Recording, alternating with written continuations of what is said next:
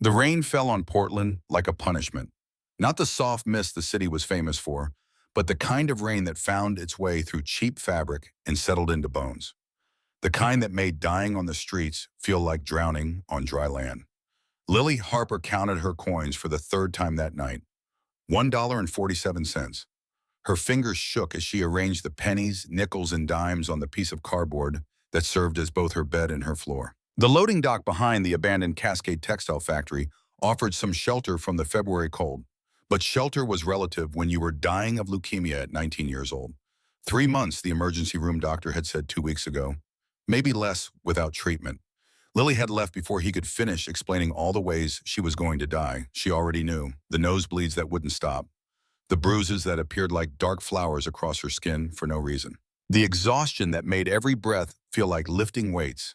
Her body was eating itself from the inside out, and there wasn't a damn thing she could do about it. $1.47 wasn't enough for medication. It wasn't enough for a meal. It was barely enough for coffee.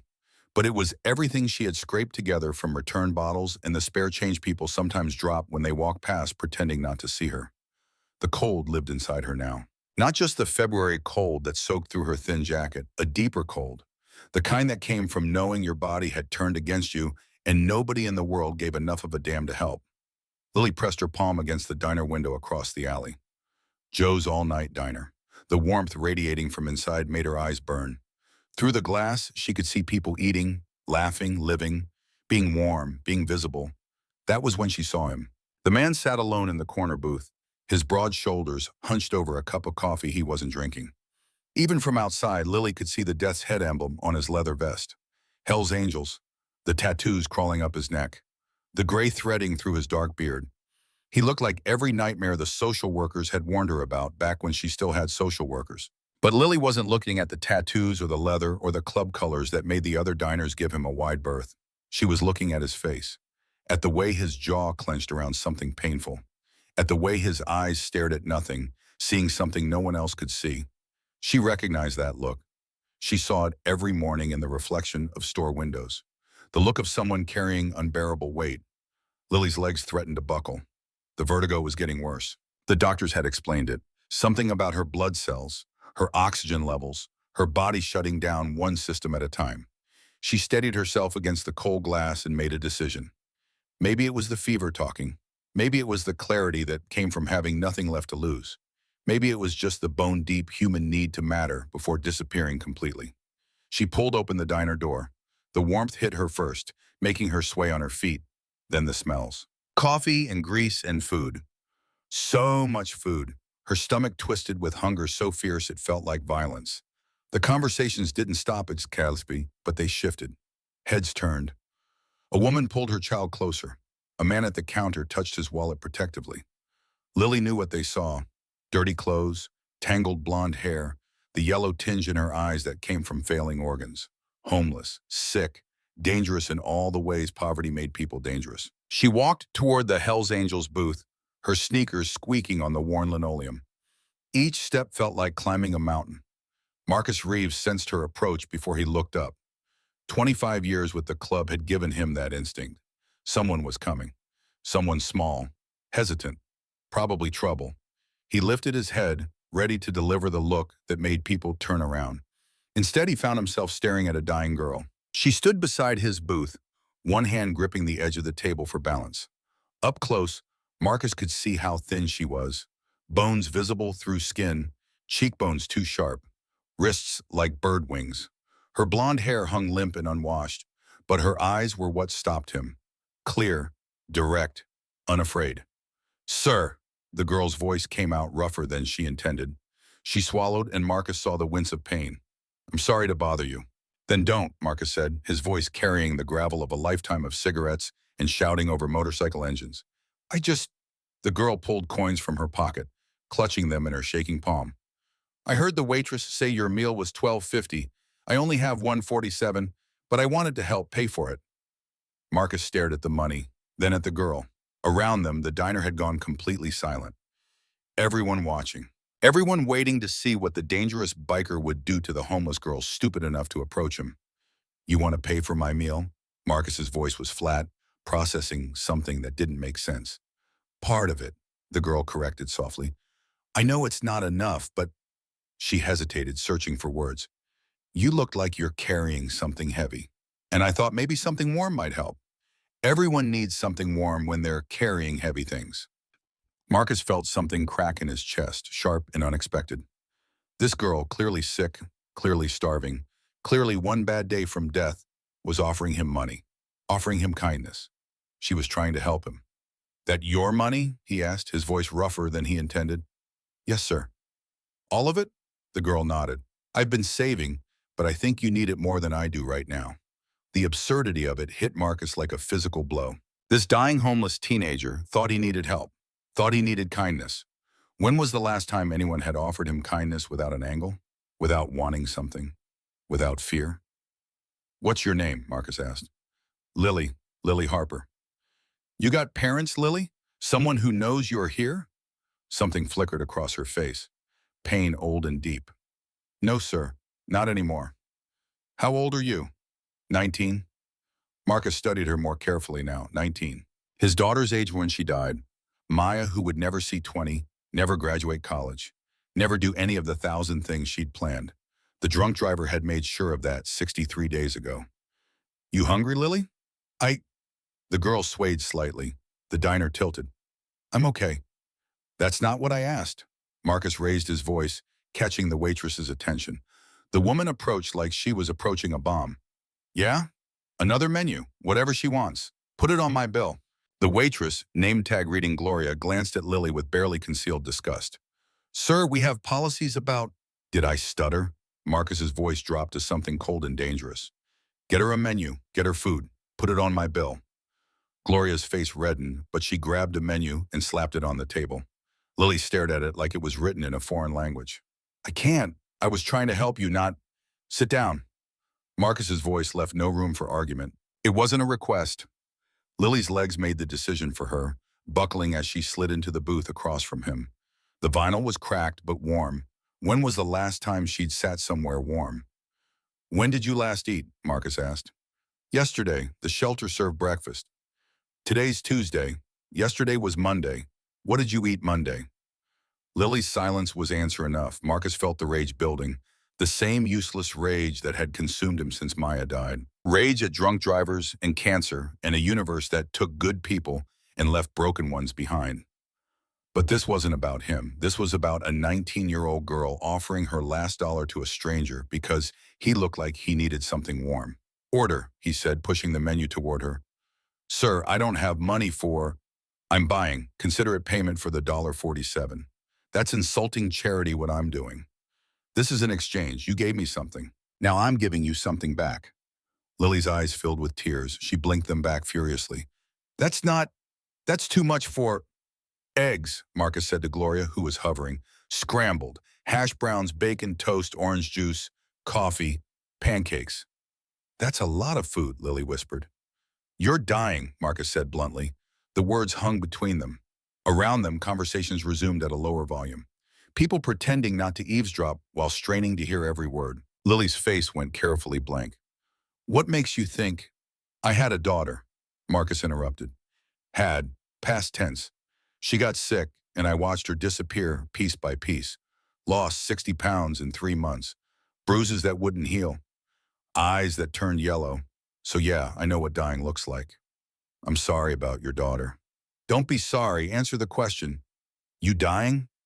Lily looked down at her hands, at the cracked nails and swollen knuckles. Leukemia, stage 4. They said maybe 3 months, but that was 2 weeks ago, so I guess more like 2.5 months now. You getting treatment? No insurance?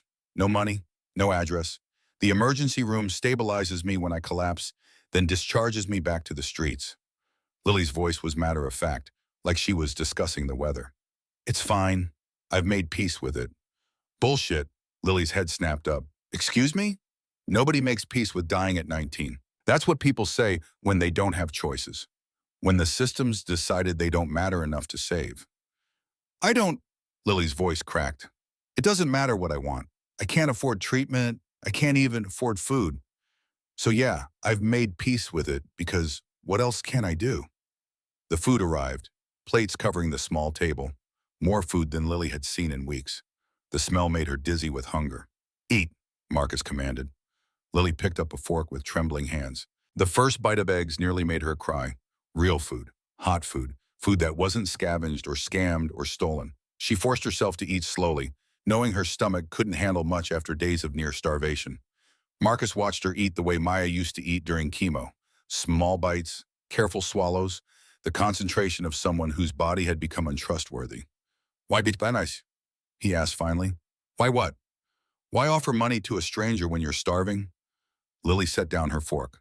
Because you looked lonely. Because you looked sad. Because I know what it's like when everyone sees you but nobody sees you. When you're invisible, even when you're right there. I'm not invisible. People cross the street to avoid me. That's not the same as being seen. Lily took a careful sip of orange juice. They see the jacket, the tattoos, the club colors. They see what they're afraid of. But they don't see you. Just like people see me, and they see homeless, junkie, waste of space. They don't see me either. Marcus felt something shift in his chest, that crack widening. This dying girl understood things most people spent lifetimes avoiding. Your family? He asked. Foster care since I was 7. My mom died. Drugs. Never knew my dad. Bounced between 12 different homes before I aged out at 18.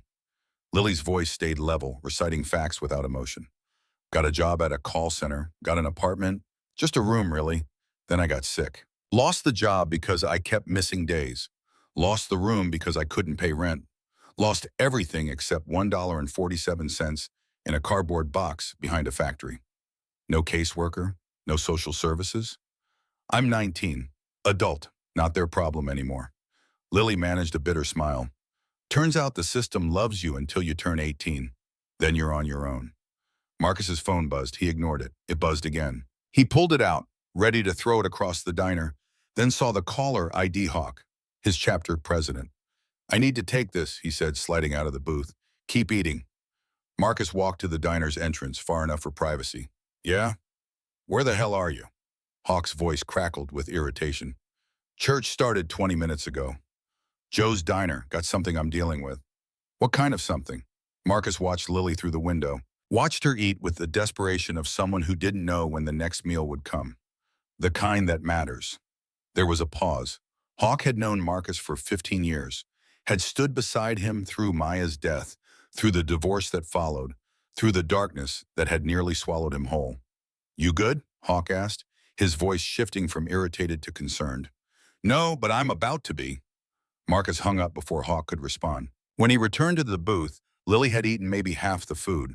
Her face was pale with nausea from overwhelming her stomach. Can't finish, she apologized. It's so good, but I can't. We'll box it up. You can eat it later. Marcus sat down, studying her with the intensity that made suspects confess and rivals back down. I'm going to ask you something, and I want you to think carefully before you answer. Lily's eyes widened slightly. Okay. What if you didn't have to die on the streets? What if there was a way to get you treatment? There isn't. I've looked. I've applied. I don't qualify for anything because you're an adult with no dependents, no assets, no advocates, Marcus finished. Because the system's designed to help everyone except people like you. Right? Right. So I appreciate the food and I appreciate you listening, but there's no magical solution. I'm going to die and that's just how it is. What if I told you I know people? People who can work systems. People who owe me favors. People who might be able to find loopholes. I'd say that sounds too good to be true. Lily met his eyes directly. Nothing in my life has ever been too good to be true. It's always exactly as bad as it seems. Your life's been shit, Marcus said bluntly. I'm not arguing that, but maybe it doesn't have to stay shit. Why would you help me? You don't know me. I'm nobody. You're somebody who gave her last dollar to a stranger because he looked sad. You know how rare that is? You know how many people I've known, men I've served time with, ridden with, called brothers, who wouldn't piss on me if I was on fire? Marcus's voice was rough with emotion he rarely let surface. You gave me something I haven't had in 63 days. Hope. The reminder that kindness still exists, that people can still see each other as human instead of just obstacles or threats. But tears spilled down Lily's cheeks. I wasn't trying to. I know, that's what makes it matter. Marcus pulled out his wallet, extracted a card, and slid it across the table. This is my number. My real number, not club business. You call me if you need anything. Food, medicine, a place that's not cardboard, anything. Lily stared at the card like it might bite her. I don't understand what's happening. I'm going to help you, not because I'm a good person. I'm not. Not because I'm trying to replace my daughter. I'm not. But because you reminded me why any of this matters. Why getting up matters. Why showing up matters. Marcus's voice dropped. My daughter's name was Maya. She was 19 when she died. Car accident. Drunk driver. She wanted to be a teacher. Wanted to help kids nobody else helped. And I keep thinking, if she was alive, if she was here, she'd do exactly what you did. She'd give her last dollar to someone who needed something warm. I'm sorry, Lily whispered. I'm so sorry. Don't be sorry. Just don't give up. Not yet. Give me a week. Let me make some calls, pull some strings, see what's possible. Lily wanted to say no, wanted to protect herself from hope, from disappointment, from the inevitable moment when this turned out to be false like everything else. But she was tired, so tired. And the food in her stomach felt like a promise, like maybe the universe wasn't completely cruel. 1 week, she agreed. Where can I find you? Behind the old Cascade textile factory off Martin Luther King Boulevard. There's a loading dock area. I have a spot there. Marcus committed the address to memory. You got a phone? Had one, died 3 weeks ago. Can't afford to replace it. I'll bring you one tomorrow. I'll bring food, a phone, and some supplies. He paused. You trust me? It was a strange question. Lily didn't trust anyone. Survival had taught her that. But looking at this grieving Hell's Angel who'd bought her breakfast and listened to her story and offered something that might be hope, she found herself nodding. I think so. Maybe. I don't know. Lily managed a weak smile. But I've got nothing to lose, right? Either you're telling the truth and you help, or you're lying and I die on schedule. Same ending either way. Not the same, Marcus said firmly. Not even close. Gloria appeared with takeout boxes. Her expression was slightly less hostile. Marcus paid cash, left a $50 tip that made Gloria's eyes widen, and gathered the leftover food. Walk you out, he said to Lily. They stepped into the February night, rain still falling in that persistent Portland way. Lily pulled her thin jacket tighter, already feeling the cold seeping back in. Lily, Marcus said, his voice rough. Thank you for the $1.47, for seeing me, for reminding me why any of this matters. Thank you for the food, for listening, for... Lily's voice broke. For treating me like a person. Marcus watched her disappear into the rain, this dying girl with her last dollar and her impossible kindness. He stood there long after she vanished, the cold soaking through his leather, his mind already working through possibilities, connections, favors owed. His phone buzzed again. Hawk again. Yeah, Marcus answered. You missed church. You never missed church. What the hell's going on? Marcus looked down at the crumpled dollar bills Lily had tried to give him, still sitting on the diner table through the window. Her last money, offered freely without conditions. I need the club's help with something, Marcus said. Something important. What kind of important? The kind that matters. Is it legal? Marcus thought about Lily's yellow eyes, her careful eating, her matter-of-fact acceptance of death. Mostly legal is a yes from you. You never want to do mostly legal. This must be serious. It is, Hawk. Marcus paused, searching for words. You know how we always say the club takes care of its own? Yeah. I think we need to expand our definition of our own. There was a long silence. Then Hawk laughed, surprised and genuine. Been waiting 15 years for you to say something like that. Get your ass to the clubhouse. Let's see what kind of trouble you're dragging us into this time. Marcus hung up and walked to his Harley. The chrome gleamed under the streetlights despite the rain. He'd spent 25 years with the Hells Angels, had done things he wasn't proud of, survived things that should have killed him, built a reputation that made grown men nervous. And tonight, a dying 19-year-old girl had reminded him what mattered. He started the engine. The familiar rumble settled into his bones. As he pulled onto the street, Marcus made a promise to Maya, his daughter who'd wanted to help kids nobody else helped. He was going to save Lily Harper, or he was going to tear down every system that said she didn't deserve saving. Either way, something was about to change in Portland. The rain kept falling, but for the first time in 63 days, Marcus Reeves felt something other than grief. He felt purpose. The Hells Angels, Portland clubhouse sat in an industrial district where most people had the sense not to ask questions. Marcus's Harley rumbled into the lot at 11:45, 45 minutes after church should have started. Every bike was already there, lined up like soldiers waiting for orders. He pushed through the steel door into warmth and cigarette smoke, and the low murmur of 15 men who'd stopped talking the second they heard his engine. "About damn time," Hawk called from his position at the head of the scarred wooden table. The president was 58, gray beard down to his chest, eyes that had seen 3 decades of club business. "You gonna tell us what's so important you blow off church?" Marcus looked around the room at faces he'd known for years. Diesel Morrison, the club's best mechanic. Judge Walsh, who handled their legal troubles. Brick Hayes, who'd done 2 tours in Afghanistan before the club became his war. Tommy Smoke Patterson. Dale Chains Rutherford. Men who'd bled together, fought together, survived together. "I need help," Marcus said, and the room went quiet. Marcus never asked for help. "What kind of help?" Diesel asked, setting down his beer. "There's a girl, 19, dying of leukemia on the streets. No family, no insurance, no options. She's got maybe 3 months, probably less." "And this concerns us how?" Chains asked. Not hostile, just confused. "She gave me her last dollar tonight." Marcus's voice was rough. "$1.47, every penny she had. Tried to help pay for my meal because she thought I looked like I needed something warm." The room stayed quiet, but the quality of the silence changed. These men understood loyalty, understood brotherhood, understood the weight of unexpected kindness. "So you bought her dinner," Hawk said. "That's good. That's decent. Why are we here?" "Because buying her dinner doesn't fix the problem. She's going to die unless someone does something, and the system's already decided she's not worth saving." Marcus pulled out his phone, showed them a photo he'd taken of Lily's medical discharge papers when she wasn't looking. "Stage 4 leukemia, treatable if caught early, still treatable now, but it requires intensive chemo, hospitalization, months of care. She's got no way to pay for any of it." "Jesus," Brick muttered, leaning forward to read the papers. "She's a kid. She aged out of foster care at 18. Lost her job when she got sick. Lost her housing.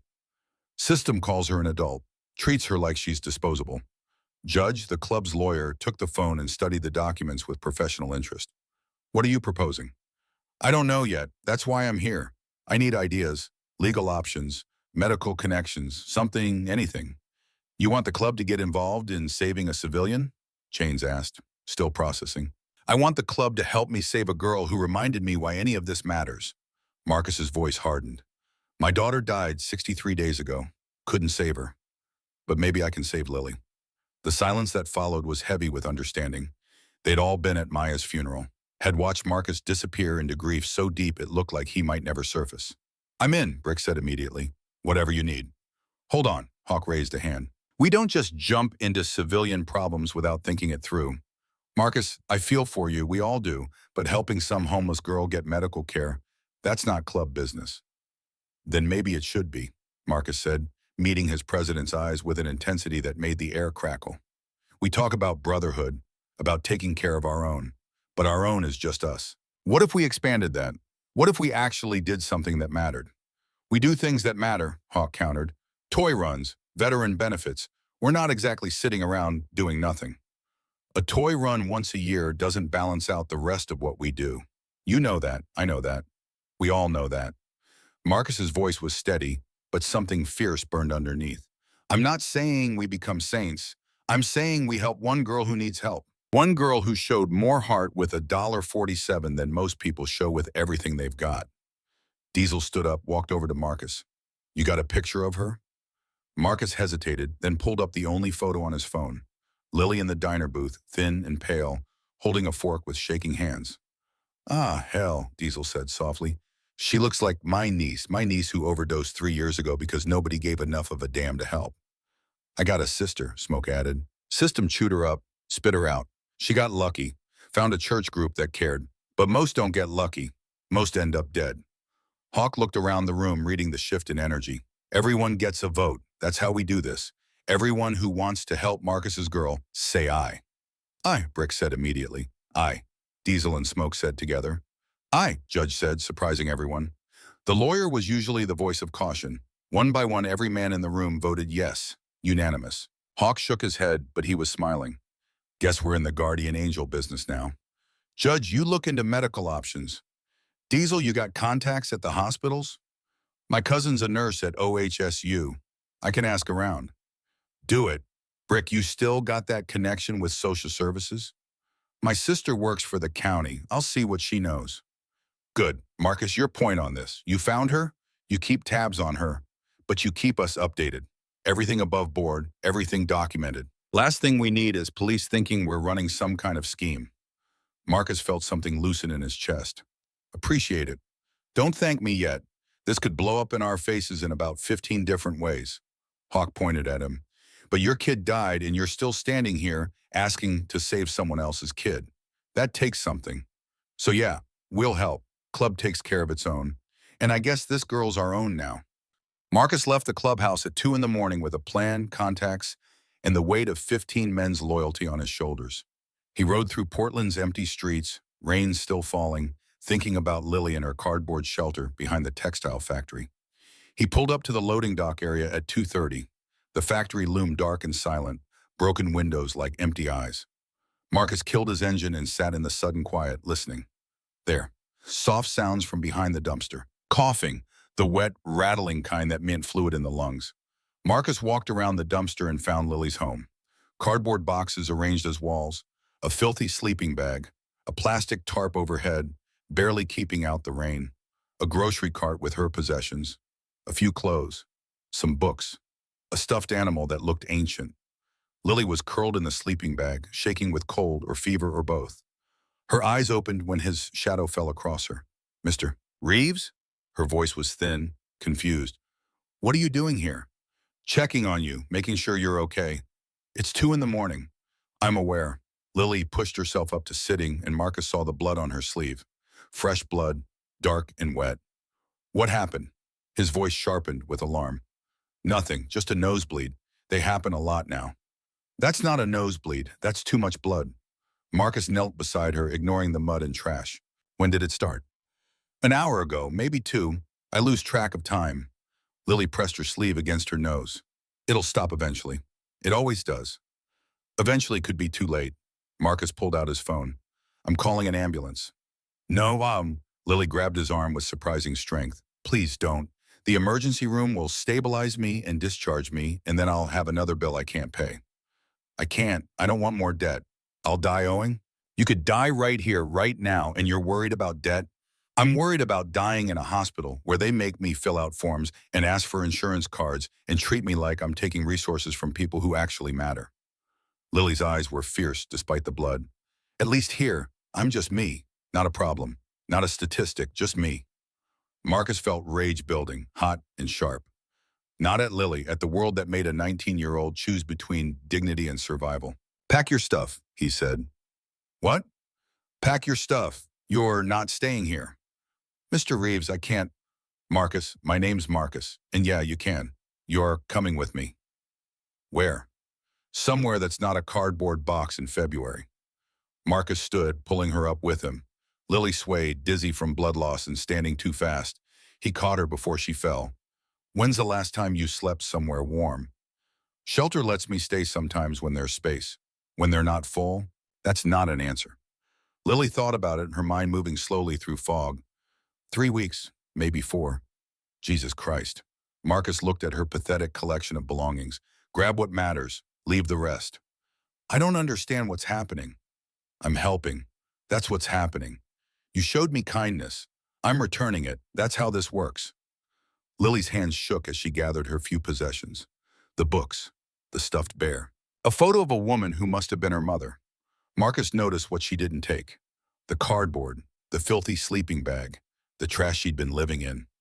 You ready? He asked.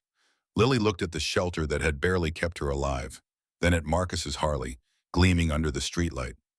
I've never been on a motorcycle. First time for everything. Come on. He helped her onto the bike. Her body was light as a child. She wrapped her arms around his waist, and Marcus felt how she trembled, how weak she'd become since dinner just hours ago. The ride to his apartment took 15 minutes. Marcus drove carefully, avoiding potholes and turns that might throw her off balance. Lily clung to him, her face pressed against his back. His apartment was in a complex that had seen better decades, but it was warm and dry and had working locks. Marcus helped Lily inside, watched her take in the space with wide eyes. This is where you live? Yeah, it's not much, but it's clean. It's huge. Lily turned in a slow circle, taking in the living room with its worn couch and old television. To her, after months on the streets, it probably looked like a mansion. Bathrooms through there. There's towels, soap, hot water. When's the last time you had a hot shower? Lily's face crumpled. I don't remember. Take a shower, long as you want. I'll find you some clean clothes. Make up the couch. Marcus, I can't stay here. People will think, people can think whatever they want. You're sick. You're homeless. And I've got a couch. Math's pretty simple. Marcus pulled blankets from the hall closet. Shower, then sleep. We'll figure out the rest tomorrow. Lily disappeared into the bathroom. Marcus heard the water start, heard a sound that might have been crying, and turned away to give her privacy. He texted Hawk. Got her. She's safe. The response came immediately. Good. Keep her that way. 20 minutes later, Lily emerged wearing Marcus's old t-shirt and sweatpants, both hanging on her skeletal frame. Her hair was clean for the first time in months, blonde instead of the grayish matted mess it had been. Without the street grime, Marcus could see how young she really was, barely older than Maya had been. Thank you, Lily whispered. I don't know why you're doing this, but thank you. Get some sleep. We'll talk in the morning. Lily lay down on the couch, pulling the blankets around her like armor. Marcus, I'm scared. Of me. Not of you, just scared, of dying, of hoping. Hope hurts worse than anything else. Marcus sat in the armchair across from her, this dying girl who'd given him her last dollar. I know, but sometimes hope's all we've got, so let's try it, see what happens. Lily's eyes were already closing, exhaustion claiming her. Your daughter, Maya, she was lucky to have you. I was lucky to have her. She'd be proud of what you're doing. Marcus's throat tightened. Get some sleep, Lily. Within minutes, she was unconscious, her breathing rough but steady. Marcus sat watching her, thinking about the phone call he needed to make. The conversation he'd been avoiding for 63 days. He pulled out his phone and dialed. It rang 4 times before she answered. Marcus, do you know what time it is? His ex-wife's voice was sharp with irritation. I need to talk to you, Rebecca. It's 4 in the morning. Unless someone died, it can wait. Someone's dying, that's why I'm calling. The silence that followed was loaded with old grief. What are you talking about? There's a girl, 19, leukemia, homeless. I'm trying to help her and I need you to understand why. Help her how, Marcus? What have you gotten yourself into? Nothing illegal, nothing wrong, just trying to save someone who needs saving. Rebecca's voice changed, softening slightly. Is this about Maya? Everything's about Maya. She's gone and the world keeps spinning, and that feels wrong. So yeah, maybe this is about Maya. Maybe it's about doing something she'd approve of. Where is this girl now? On my couch. She was dying in a cardboard box. Now she's on my couch. That's progress. Marcus, Rebecca's voice cracked. You can't replace her. You can't save some random girl and pretend it brings Maya back. I'm not trying to replace her. I'm trying to honor her. There's a difference. Is there? Because it sounds like you're taking in a homeless teenager because you couldn't save your own daughter. The words hit like a physical blow, but Marcus forced himself to breathe through it. Maybe you're right. Maybe that's exactly what this is. But Lily's dying alone on the streets because nobody gives a damn. If I can stop that, shouldn't I? Rebecca was quiet for a long moment. What do you need from me? Permission, understanding. I don't know. I just needed you to know. I can't give you permission to move on, Marcus. That's not how this works. I'm not moving on. I'm moving forward. There's a difference. Another silence. Then Rebecca said, be careful. With her and with yourself. Don't let this destroy what's left of you. What's left of me is pretty minimal at this point. That's what worries me. Rebecca's voice was gentle now, sad. Call me tomorrow. Tell me more about this girl. If you're doing this, I want to know who she is. Marcus hung up and sat in the dark apartment, listening to Lily's labored breathing, thinking about Maya's empty bedroom in Rebecca's house, about the unfairness of a universe that took good people and left broken ones behind. His phone buzzed. A text from Judge. Found something. Medical trial at OHSU, experimental leukemia treatment. Free for qualifying patients. Requirements are tricky, but might work. Call me when you're up. Marcus looked at Lily sleeping on his couch and felt something he hadn't felt in 63 days. Hope hurt, just like she'd said. but maybe it was worth the pain. Morning came too soon and not soon enough. Lily woke to the smell of coffee and the disorienting sensation of being warm. For 3 confused seconds, she thought she was dead. Then the pain in her joints reminded her she was very much alive, and memory flooded back. The diner. Marcus. The motorcycle ride. His apartment. She sat up too fast and the room tilted. Marcus appeared in the doorway holding 2 mugs. Easy. Your body's not used to horizontal sleeping anymore. What time is it? Lily's voice came out scratchy. 10:30. You slept 8 hours straight. 8 hours. Lily couldn't remember the last time she'd slept more than 20 minutes without waking to cold or fear or pain. I should go. I've imposed enough. You're not going anywhere. Marcus set a mug at the coffee table in front of her. Drink that. We need to talk. The coffee was hot and sweet, and Lily wrapped her hands around the mug like it was precious. About what? About keeping you alive. Marcus sat in the armchair, his phone in his hand. My club's lawyer found something. Medical trial at Oregon Health and Science University. Experimental leukemia treatment. Free for patients who qualify. Lily's heart jumped, then crashed. She'd heard this before. I won't qualify. I never do. No permanent address, no medical history, no primary care physician. They want patients who fit their paperwork, and I don't fit anything. The requirements are specific. Stage 4 leukemia, age 18 to 25, no other treatment options. Marcus looked at her directly. You check every box except one. Which one? Legal guardian or family support. They won't accept solo applicants under 21. Too much liability. Lily felt the familiar weight of disappointment settle over her. So I don't qualify. Like I said, not yet, but there's a loophole. There's always a loophole that doesn't actually work. Marcus's jaw tightened. If you had a legal guardian, you'd qualify. Someone over 21 who can sign medical consent, attend appointments, provide stable housing. I don't have anyone. That's the whole problem. You could have me. The words hung in the air between them. Lily stared at Marcus, trying to process what he just said. What?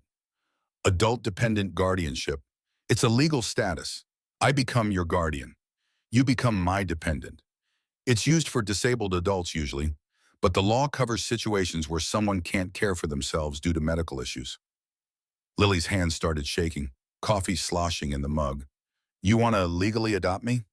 Technically, it's guardianship, not adoption, but yeah, basically. Marcus's voice was steady, like he was proposing something completely reasonable instead of insane. Look, I know this sounds crazy, but it's the only way to get you into that trial, and that trial might be the only way to keep you alive. Why would you do this? You met me 12 hours ago. I'm nobody. You're somebody who gave her last dollar to a stranger. That makes you somebody worth saving. Marcus leaned forward, his expression intense.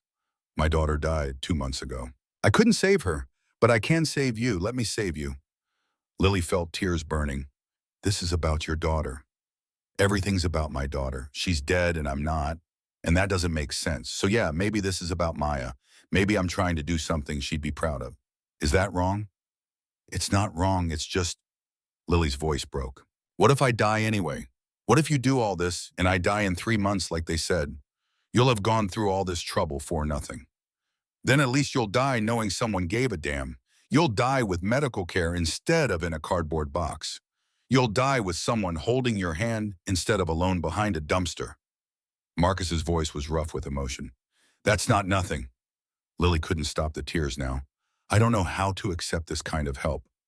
Neither do I. But we'll figure it out together. Your ex-wife, what did she say? Marcus grimaced. She thinks I'm trying to replace Maya. She's probably right. But she also said to call her today, tell her about you, so she's not completely against it. This is insane. Yeah, but dying at 19 in a cardboard box is also insane. At least this version of insane gives you a chance. Lily looked at Marcus Reeves, this scarred Hell's Angel who'd bought her breakfast and taken her home and was now proposing to become her legal guardian. It was too much, too good, too impossible. But she was dying, and he was offering hope. And what else could she do? Okay, Lily whispered. Okay. Marcus's expression shifted, relief flooding his features. Yeah? Yeah, I don't understand why you're doing this, but I'm tired of dying alone. So yeah, if you're serious, I'm in. I'm serious. Marcus pulled out his phone and dialed. Judge? Yeah, she's in. Start the paperwork. The next 72 hours moved with crushing speed and agonizing slowness. Judge filed emergency guardianship papers, citing Lily's terminal diagnosis and lack of family. A social worker came to interview them, her eyes skeptical, her questions pointed. Mr. Reeves, you understand this is highly unusual. A single man petitioning for guardianship of an unrelated adult female? I understand people dying on the streets is also unusual. Or it should be. Marcus's voice was hard. She needs help. I can provide help. That's what matters. The social worker, Miss Patricia Morgan, turned to Lily. Miss Harper, do you feel safe with Mr. Reeves? Lily looked at Marcus, at this man who'd fed her and sheltered her and was fighting to save her life. Safer than I've felt in years. He's a member of a motorcycle club with documented criminal associations. He's the first person in 2 years who's treated me like I matter. Ms. Morgan made notes, her expression unreadable. The court will review this petition. Given Ms. Harper's medical status, we'll expedite the hearing. You'll be notified within 72 hours. After she left, Lily collapsed on the couch, exhausted. She thinks you're some kind of predator. Let her think whatever she wants. We'll prove her wrong. But proving her wrong required Lily staying alive long enough for the court hearing. And her body had other ideas. 3 days later, she woke up coughing blood. Not a little blood. Enough that Marcus found her in the bathroom at 5:30 in the morning, the sink red, her face gray with panic. Hospital. Now. Marcus grabbed his keys. I can't afford. I don't give a damn what you can afford. You're dying. Hospital. Now. The emergency room at Providence, Portland, took one look at Lily and rushed her back immediately. Marcus watched nurses swarm, watched Lily disappear behind curtains, watched the organized chaos of people fighting to save a life. A doctor emerged 40 minutes later, her scrubs splattered with Lily's blood. Are you family? I'm her guardian. Petitions pending with the court. The doctor, Dr. Sarah Patel, according to her name tag, nodded. She's in crisis. Pneumonia, severe anemia, possible internal bleeding. Her immune system's basically gone. She needs intensive care immediately. So admit her. Dr. Patel's expression shifted to something uncomfortable. Mr. Reeves, Miss Harper has no insurance. The treatment she needs will cost tens of thousands, possibly hundreds of thousands. Without coverage or ability to pay, are you telling me you won't treat her? I'm telling you our options are limited. We can stabilize her, but long-term care requires money, or you're saying she needs money to not die. Marcus felt rage building, hot and sharp. We will treat her. Emergency stabilization is mandated. But beyond that, without insurance or Medicaid approval, she's 19 years old and dying because she's poor. And you're standing here telling me that's just how it is. The doctor's face flushed. I don't make the rules, I just follow them. Then the rules are garbage. Marcus called Judge while Lily was being admitted to the ICU. We've got a problem. Hospital wants payment guarantees before they'll do anything beyond stabilization. How much are we talking? Doctor said tens of thousands minimum. Could be hundreds of thousands, depending on how long she needs intensive care. Jesus. Okay, let me make some calls. The club's got resources. Judge, I can't ask the brothers to. You're not asking. I'm offering. We voted to help her. This is helping her. Marcus hung up and went to find Lily's room. She was connected to machines, IVs in both arms, oxygen mask over her face. Her eyes were closed, but they opened when he entered. Am I dying? She asked, her voice muffled by the mask. Not if I have anything to say about it. Marcus, the bills. You can't pay for this. You'll go bankrupt. I'm not worth. Stop. Marcus's voice was sharp. You're worth it. End of discussion. Within 2 hours, 15 Hells Angels had liquidated assets. Retirement accounts, savings, mortgages on bikes. They offered it freely without hesitation because one of their brothers needed help. And somehow, impossibly, it was enough. $50,000 by sunset. Enough to start treatment. Enough to buy time. But time was running out faster than anyone knew. And the real fight was just beginning. The courtroom smelled like old wood and broken promises. Lily sat beside Marcus in clothes Rebecca had brought, clean but hanging loose on her skeletal frame. 28 days of intensive chemotherapy had stolen what little weight she'd carried. Her blonde hair was gone now, lost to the poison they were pumping into her veins to kill the cancer. Judge Diane Rothstein looked down from her bench with the expression of someone who'd seen too many hard cases and believed in too few miracles. 62 years old, severe, unimpressed by tears or pleading. Mr. Reeves, the judge began, shuffling papers. You're petitioning for adult-dependent guardianship of Miss Lily Harper, citing her terminal medical condition and lack of family support. Yes, Your Honor. Miss Morgan's report indicates significant concerns about the appropriateness of this arrangement. A single man with a criminal record seeking guardianship of a 19-year-old homeless girl. Judge Rothstein looked at Marcus over her reading glasses. You can see how this raises questions. I can see how it looks, Your Honor. But what it is a dying girl who needs someone to advocate for her. I'm offering to be that someone. Your connections to the Hells Angels Motorcycle Club are well documented, Mr. Reeves. This court has seen numerous cases involving your organization. My organization also raised $50,000 in 2 hours to pay for Lily's medical care. Every penny legal, every penny documented, because we decided one girl's life mattered more than our reputation. Judge Rothstein's eyes flickered with something that might have been surprise. She opened her mouth to respond when a voice came from the back of the courtroom. Your Honor, I object to this petition. Every head turned. A man in his early 50s stood from the gallery, suit pressed, hair graying at the temples. He walked forward with the confidence of someone used to being heard. And you are? Judge Rothstein's voice sharpened. David Sullivan, Your Honor. I'm Lily's uncle, her mother's brother, and I believe I should be considered for guardianship of my niece. The courtroom went silent. Lily's face had gone white. Marcus felt his jaw clench, every instinct screaming trap. Mr. Sullivan, the judge said slowly, this is the first anyone has heard of family. Where have you been? My sister, Lily's mother, and I lost contact many years before Lily was born. We had a falling out, family troubles, the kind that keep people apart. I only learned of Lily's existence 3 weeks ago when I saw the newspaper article about Mr. Reeves and the Hells Angels. David Sullivan's voice was smooth, practiced. I've been trying to verify our relationship, get my affairs in order, before coming forward. I have documentation, Your Honor. Birth certificates, photographs, a DNA test that's being processed. Judge approached the bench, his face tight with controlled anger. Objection, Your Honor. Mr. Sullivan appears conveniently after $200,000 in donations were raised for Lily's care. His timing is suspect. Mr. Sullivan, Judge Rothstein leaned forward. Can you prove this familial relationship? I can, Your Honor. David pulled papers from a briefcase. Hospital records showing my sister gave birth to Lily. Photographs of us as children. The DNA results should be back within the week. Lily found her voice, small and shaking. I've never met this man. My mother never mentioned having a brother. Your mother and I were estranged, Lily. I'm sorry for that. But your family, the only family I have left, and I want to make things right. Marcus wanted to stand, to drag this man out by his collar, to demand answers about why he'd waited until now. But Judge put a hand on his arm, keeping him seated. Judge Rothstein looked between Marcus and David Sullivan, then down at Lily.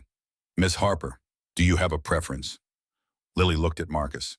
At this man who'd taken her off the streets, fought for her treatment, sat beside her hospital bed every night for 28 days. Then at David Sullivan, a stranger claiming blood ties she'd never known existed. I want to stay with Marcus, Lily said, her voice stronger. I don't know, Mr. Sullivan. Marcus is the one who saved my life. He's the one who's been there. Blood relationships carry significant weight in guardianship cases, Judge Rothstein said. However, given Miss Harper's medical crisis and Mr. Sullivan's sudden appearance, I'm ordering a 2-week continuance. During that time, Mr. Sullivan will provide DNA confirmation. Ms. Morgan will evaluate both candidates thoroughly. Miss Harper will remain in Mr. Reeves' care as she's currently receiving treatment. We'll reconvene in 14 days. The gavel came down like a gunshot. Outside the courthouse, Marcus pulled Judge aside while David Sullivan spoke with reporters who'd caught wind of the case. Something's wrong, Marcus said. Guy disappears for 19 years, shows up the second there's money involved. Already on it, Judge replied. Diesel's cousin pulled some records. David Sullivan owns a business in Seattle, bar on Pike Street. Marcus went still. Pike Street. Yeah, why? That means something? That's where Maya died. Marcus's voice was hollow. The drunk driver came out of a bar on Pike Street. Ran the red light 3 blocks down. Judge's face hardened. I think we need to find out exactly what David Sullivan knows about November 22nd. The investigation took Judge 3 days. What he found made Marcus wish he'd never asked. They met at the clubhouse, just Marcus, Judge, and Hawk. The evidence spread across the table like an indictment. David Sullivan owns Sullivan's Tavern on Pike Street in Seattle. Judge began. Has for 12 years. The night Maya died, the drunk driver, a guy named Frank Morrison, had been drinking there for 4 hours. Marcus's hands clenched. Frank Morrison, his own brother. The drunk who'd killed his daughter and died himself 2 months later from an overdose, probably unable to live with what he'd done. Sullivan knew Frank was drunk, Judge continued. Security footage shows Sullivan personally serving him the last 3 drinks, then watched him get in his car and drive away. Didn't call police. Didn't stop him. Nothing. Why? Marcus's voice was barely above a whisper. Liability. If cops knew Sullivan overserved Frank and let him drive, the bar could be sued. Sullivan could lose everything, so he deleted the security footage from that night, told staff to keep quiet, and let Frank Morrison drive drunk through Seattle. Frank killed Maya. Marcus couldn't breathe, and Sullivan helped him get away. There's more, Judge said quietly. Frank Morrison died 2 months after the accident, heroin overdose. But before he died, he told someone what happened. Told them about the bar, about Sullivan, about the cover-up, that someone was a recovery counselor who documented it. It's all in the file. Hawk spoke for the first time. Sullivan knows he let the man who killed your daughter walk away. He covered it up to save his business. And now he wants guardianship of Lily. Because of the donations, Marcus said. 200,000 and counting. He sees dollar signs. What do you want to do? Judge asked. We take this to the police. Sullivan goes down for obstruction. Maybe accessory after the fact. We take it to the court. He never gets near Lily. Marcus looked at the evidence.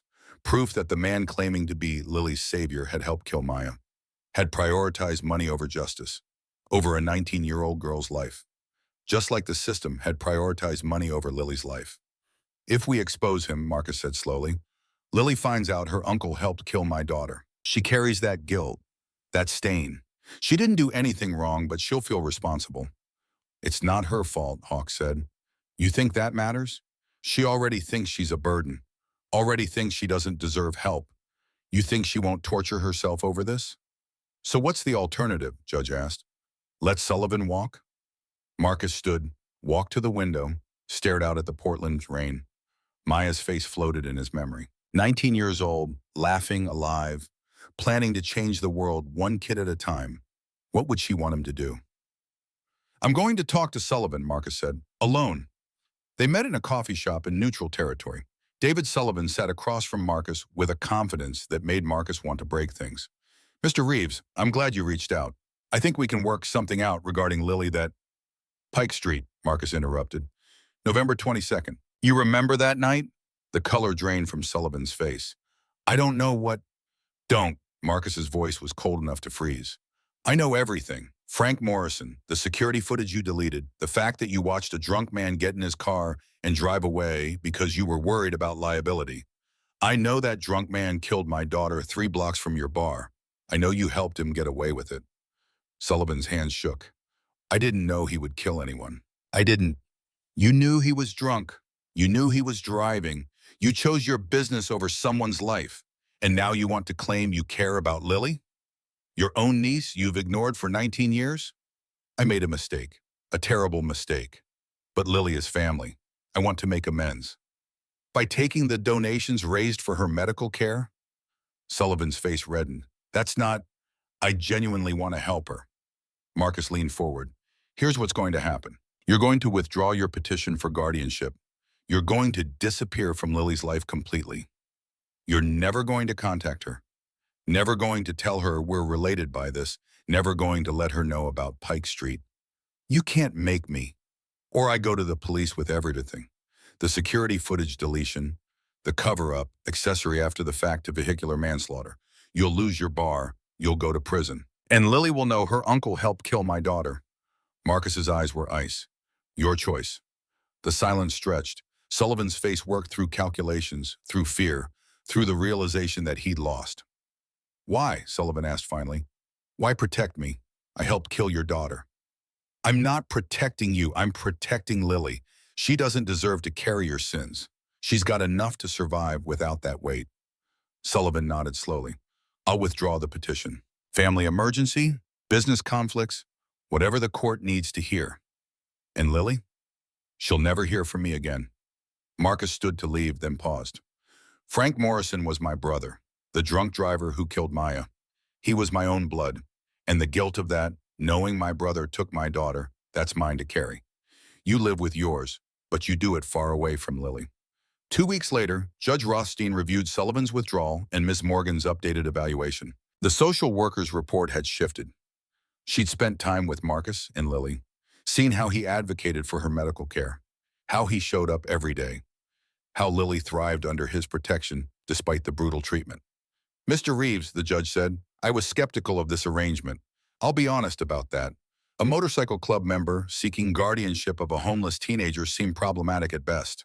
She paused, and something in her expression softened. But you've proven me wrong. Miss Harper is alive because of you. The guardianship is granted permanently. She's legally your dependent until she turns 21 or petitions for independence. Marcus called Lily from the courthouse steps. She was at the hospital, day 32 of treatment, too weak to attend. It's official, he said. You're stuck with me for at least 2 more years. Could be worse. Lily's voice was thin, but carried a smile. Could be stuck with someone who doesn't buy me pancakes. How you feeling? Like death. But Dr. Patel says the scans look better. The tumors are shrinking. That's good, kid. That's real good. Marcus, thank you for everything, for not giving up on me. Thank you for not dying. That would have ruined my whole plan. Lily laughed, then coughed, and Marcus heard the nurse telling her to rest. I'll be there in 20 minutes, he said. You want anything? Just you, that's enough. The treatment lasted another 6 weeks. Brutal weeks where Lily's body waged war against itself, where the line between the poison that might save her and the poison that might kill her became impossibly thin. Marcus was there for all of it, reading to her when she couldn't focus on books, holding her hand through the nausea, wiping her face when fever made her delirious, being present in all the ways the system had failed to be. Rebecca came regularly, bringing practical help Marcus didn't know Lily needed, teaching her about managing medication schedules, about advocating for herself with doctors, about the 1,000 small survival skills a young woman needed. You're treating her like a daughter, Lily said to Rebecca one afternoon while Marcus was getting coffee. I lost a daughter, Rebecca replied gently. You lost a mother. Maybe we're helping each other. Does it bother you, me being around, reminding you of her? Rebecca took Lily's thin hand. You don't remind me of Maya. You're your own person, but you remind me why any of this matters, why getting up in the morning matters, why fighting for people matters. So no, it doesn't bother me. It helps. On day 68 of treatment, Dr. Patel came into Lily's room with the kind of smile doctors only wore when they had good news. The scans are clear, she said. No detectable cancer. Your blood work is improving steadily. Lily, you're in remission. Lily stared at her. I'm not dying. Not from leukemia. Not today. You'll need monitoring, regular checkups, continued treatment to prevent relapse. Remission isn't the same as cured, but you're not dying today. Marcus pulled Lily into a hug, feeling her shake with sobs that were relief and disbelief and joy all tangled together. I'm not dying, she repeated against his chest. I'm actually not dying. Told you, Marcus said, his own voice rough. Told you we'd fight. The donations for Lily's care had totaled $230,000. After treatment costs, there was $150,000 remaining. Marcus called a meeting with Judge and Hawk to discuss what to do with the excess. Return it to donors, Marcus suggested. Or, Judge said carefully, we could use it to help other people like Lily. Kids who fall through the cracks, who don't qualify for help because they don't fit the right boxes. Lily, newly released from the hospital and sitting in on the meeting, spoke up. I want to help people, like you helped me. That's what I want to do with my second chance. And so the Last Penny Foundation was born, named for the $47 that had changed everything. Mission simple, purpose clear. Help homeless young adults age 18 to 25 access medical care they couldn't afford. No insurance required, no address needed, no family necessary. Just the requirement that they were human and they mattered. Lily worked part-time while recovering, connecting with homeless youth, navigating them through medical systems, being the advocate she'd never had. Marcus watched her transform from victim to survivor to warrior and felt pride so intense it was almost painful. She enrolled in community college to get her GED, then signed up for social work classes. I want to do this for real, she told Marcus. Help people systematically, not just case by case. 6 months after remission, Lily was thriving. The Last Penny Foundation had helped 43 people access care. 12 had survived cancers they would have died from. All of them had received the message that they mattered. And then Marcus started coughing. It began as a minor annoyance. A tickle in his throat he blamed on cigarettes and Portland rain. But it persisted, deepened, became something wet and rattling that kept him up at night. Lily noticed first. You need to get that checked. I'm fine. You're not fine. I know what not fine looks like. I lived with not fine for 2 years. Go to the doctor. Boy, it's just a cold. Marcus, Lily's voice carried an authority that hadn't been there 6 months ago. You made me fight when I wanted to give up. Now I'm making you. Go. Get checked. The diagnosis came back in sterile medical language that boiled down to 3 terrible words. Stage 3, lung cancer. 40 years of cigarettes catching up with brutal efficiency. Treatable, the doctor said, but not easy. Chemotherapy, radiation. Months of the same hell Lily had survived. Marcus sat in his truck in the hospital parking lot, staring at the paperwork, and felt the universe's sick sense of humor. He'd saved Lily from cancer only to be claimed by it himself. His phone rang. Lily. What did they say? Marcus had never been good at lying. It's cancer. Lungs, stage 3. The silence on the other end was deafening. Then Lily's voice, fierce and unbreaking. No, you don't get to die. I don't allow it. Kid, I don't control this. You told me to fight when I wanted to quit. Now I'm telling you, we fight together. Lily, you saved my life. Now I'm saving yours. That's how this works. Fair is fair. And just like that, the roles reversed. Lily became the caretaker, driving Marcus to appointments when the club brothers couldn't, making sure he ate when the chemo stole his appetite, sitting beside his bed reading the same books he'd read to her, being present in all the ways he'd been present for her. The club rallied, not with money this time, but with presence.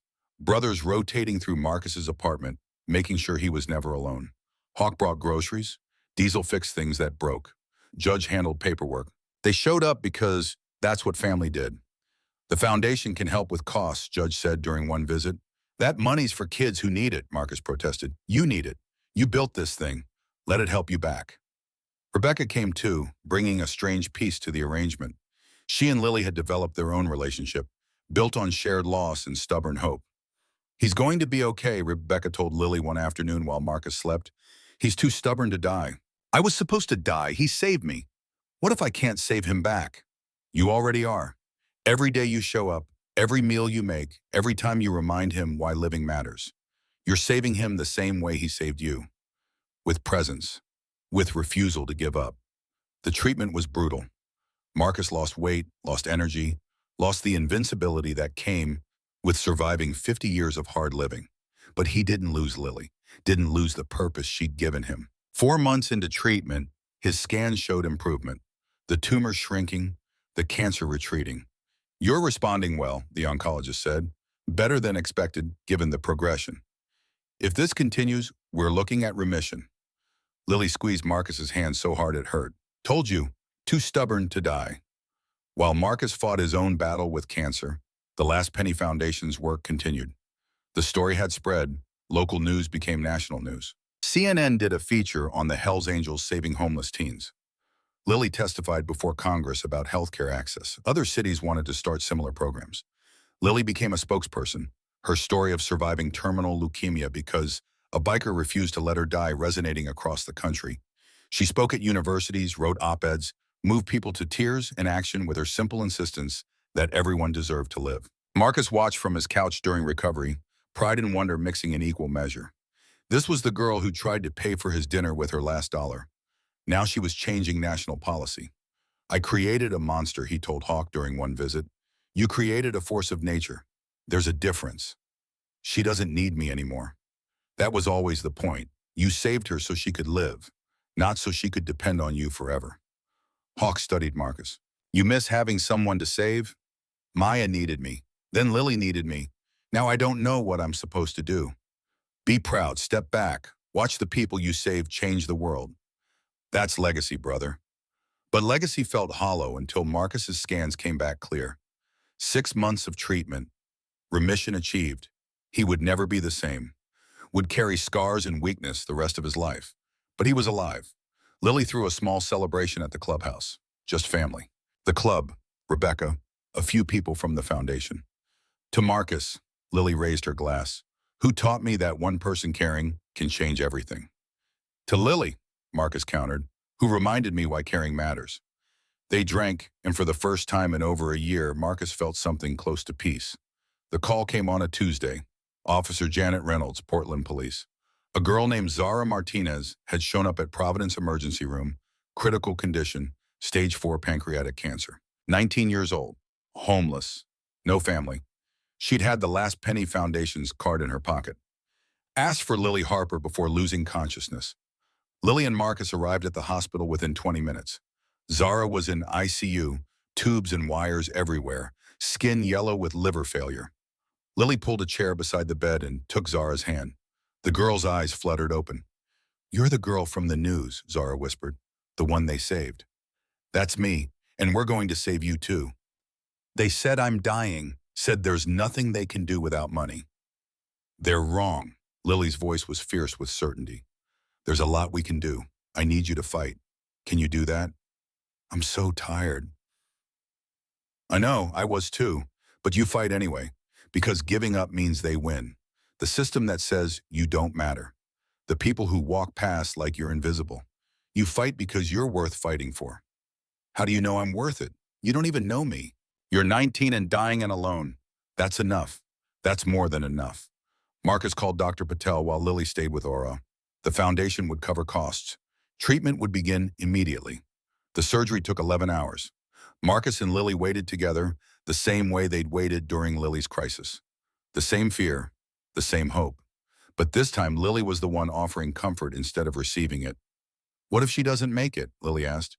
"Then we tried. That's more than anyone else was willing to do." Dr. Patel emerged at dawn, exhausted but steady. "Surgery went well. We removed the primary tumor and as much spread as we could. She'll need intensive chemo, radiation, months of recovery. But she's alive." Lily collapsed into Marcus with relief. "She's alive." "You saved her," Marcus said, "just like I saved you." "We saved her, all of us." Zara's recovery mirrored Lily's. Brutal treatment, small victories. The slow reclamation of a life the system had written off. Lily visited daily, bringing books and hope and hard-won knowledge about survival. 2 months in, Zara asked the question Lily had been waiting for. "Why are you doing this? You don't know me." "Someone did it for me. Now I'm doing it for you. And someday you'll do it for someone else. That's how this works." Kindness multiplies. The foundation's impact grew. First year, 53 people helped. Second year, 167. By year 3, over 280. 35 survived cancers that would have killed them. 89 received life-saving surgeries. All of them received the message that they mattered. Portland City Council passed the Emergency Medical Fund for Homeless Youth, inspired by the Last Penny Foundation's work. Oregon expanded Medicaid coverage. 12 other states started pilot programs. One girl's last dollar, multiplied through stubborn kindness, was changing the entire system. Marcus's cancer stayed in remission. He would never smoke again, would always carry the weakness in his lungs. But he was alive to see what Lily had built. She graduated from Portland State with a bachelor's degree in social work. Marcus and Rebecca sat together in the audience, watching her walk across that stage, healthy and strong and purposeful. "I thought she'd be dead by now," Rebecca whispered. "That's horrible to say, but it's true. I thought we'd be at her funeral instead of her graduation." "So did I," Marcus admitted, "but she's too stubborn to die." "She learned that from you." After the ceremony, Lily found them in the crowd. "I'm going for my master's degree, maybe doctorate eventually. I want to do this work at the highest level." "That's expensive," Marcus said. 4 more years of school. The foundation's getting grant money. Part of it includes scholarships for people like me. People who came from nothing and want to help others." Lily grinned. "Turns out dying and surviving makes you a pretty compelling scholarship candidate." "I'm proud of you, kid." "I know, that's enough." A year after graduation, on a rainy Tuesday evening, exactly 4 years after their first meeting, Lily asked Marcus to meet her at Joe's all-night diner. "Why here?" Marcus asked as they slid into the same booth where it all started. "Because this is where it happened, where you decided I mattered. I wanted to come back to where it all began." Gloria, the waitress who'd served them that first night, approached with a knowing smile. "The usual?" "Please," Lily said. They ordered pancakes and coffee, the same meal they'd shared 4 years ago. But everything was different now. Lily was healthy, educated, powerful. Marcus was cancer-free, purposeful, at peace. "I have something for you, Hugh," Lily said, pulling out her wallet. She extracted a worn dollar bill. carefully preserved in plastic. Remember this? Marcus stared at the bill. Your last dollar. The dollar that changed everything. I want you to have it. Lily, you kept this as a reminder, and now I'm giving it to you as a different reminder. That one small act of kindness can change the world. That seeing people matters. That we all have the power to save each other if we just give a damn. Marcus took the dollar, feeling the weight of everything it represented. What am I supposed to do with this? Keep it. Pass it on. Use it to remind yourself that you changed everything by refusing to look away when everyone else did. Through the diner window, Marcus saw a young girl standing in the rain, thin and scared, eyeing the diner like Lily had 4 years ago. Homeless, desperate, invisible. Lily saw her too. Remember what you taught me about how kindness multiplies? Yeah, well, watch. Lily stood up, walked outside, and approached the girl. Marcus couldn't hear what she said, but he saw the girl's face transform. Fear to disbelief to hope. Lily led her back inside, settled her in a booth, ordered her food. The girl, whose name was Jade, started crying. Lily held her hand and talked quietly, probably telling her the same things Marcus had told Lily 4 years ago. That she mattered, that survival was possible, that someone gave a damn. Marcus felt tears burning his own eyes. This was legacy, not the foundation or the media attention or the policy changes. This, Lily passing on the kindness she'd received, creating new ripples, teaching someone else that they were worth saving. Rebecca appeared beside him, sliding into the booth. Lily had texted her too. She's saving someone else, Rebecca said softly, just like you saved her. They watched Lily with Jade, watched history repeat itself with one crucial difference. This time, the person offering hope was someone who'd been saved herself. The cycle was complete. Gloria brought Marcus his check. That girl Lily's helping. Name's Jade. She's been coming by for weeks, watching through the window, too scared to come inside. Lily saw her and just walked right out. Brought her in like it was the most natural thing in the world. It is natural for Lily. She remembers what it's like to be invisible. You started all this, you know. 4 years ago when you bought a homeless girl breakfast instead of ignoring her like everyone else. You changed this whole city. I just bought pancakes. You saw someone everyone else looked past. That changed everything. Lily brought Jade over to meet Marcus. This is my dad. He's going to help you too.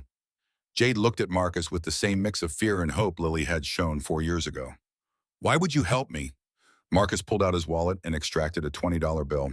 Because someone once gave me their last dollar when I needed something warm. Now I'm paying it forward. That's how this works. I don't understand. You will. Lily squeezed Jade's shoulder. Come on, let's talk about what you need. Medical care, housing, all of it. It's all possible. Marcus watched Lily lead Jade to another booth, watched her become the savior she'd once needed, and felt something settle in his chest. Complete. Purposeful. Right. Rebecca took his hand. Look what you built. We built it, Marcus corrected. All of us. Lily by refusing to die. The club by deciding to help.